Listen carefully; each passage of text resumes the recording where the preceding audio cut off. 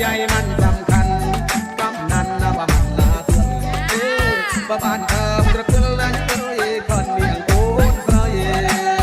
ตัวปักจะว่านาเดียงเอ้ยด่าคองนะบ้าโกคอยตัวปักจะว่านาเดียงเอ้ยด่าคองนะบ้าโกคอยบ้านเอาเมียงไตรเมียงไอ้บองจ้องจะว่าเบียดตึ้ลคอ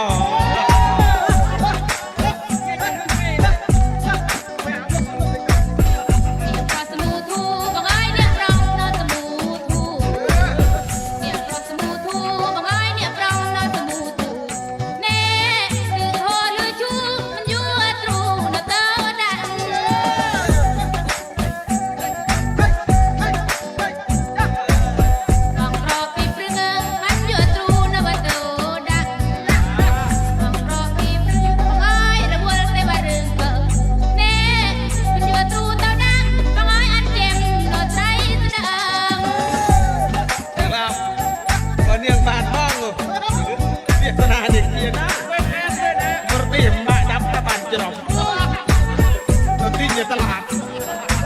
ไว้เทิดข้างไอ้คุยสเปกนะ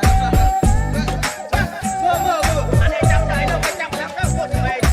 ภาษาบ้านเนียงบ้านมองเลี้ยงอ้อยเปรียบปั้นบ้านรถบ้านภาษาบ้านเนียงบ้านมองและเลี้ยงอ้อยเปรียบปั้นบ้านรถบ้านนี่รูปเรียงบางสะอาดเสียงต้องฉลาดการนะบ่ตอบกรุบฉลาดต้องการทางไงขยันซ่อมไงรู้ฉลาดต้องการยุบฉลาดต้องการยังไงสอบไงรู้ฉลาดต้องการนี่ต้องฉลาดการสอบกรุ๊ปสอบไงฉลาดต้องกรุ๊ปอังเก็บกรัง